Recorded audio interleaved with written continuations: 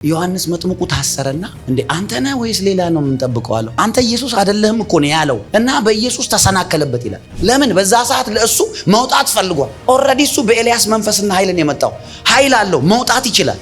የእግዚአብሔር ኃይል ከሱ ጋር ነው። ባይወጣስ እሱ ጻድቅ ነው፣ እሱ ኢየሱስ ነው። ባያወጣኝም ብሎ እንደነ ዳንኤል አንገቴን ሰጣለሁ ማለት ነበረበት። ታላቅ የእግዚአብሔር ሰው እኮ ነው። ባያወጣውም ከእስር ቤት ቢያወጣውም እግዚአብሔር ላይ ኦፌንድድ መሆን አይጠበቅበትም ነበር። አንተ ነህ የምትመጣው ወይስ ሌላ ነው?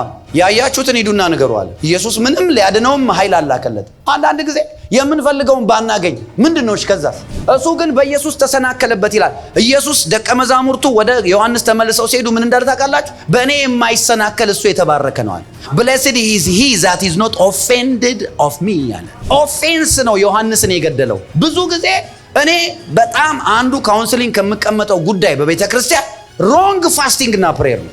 ሮንግ ፋስቲንግ እና ፕሬየር ይሄ ነገር በቃ በረከት ምድራዊ ነገር ላይ ብቻ ተተክለን ከዛ ጾመን ጸልየን መልስ የለም። ከዛስ ይኸው ጾሜ ጸልዬ ምን ብዬ እግዚአብሔር አልመለሰልኝም። ከዛ ቸርች አልመጣም፣ አልጸልይም፣ ዘፈን እንሰማለሁ።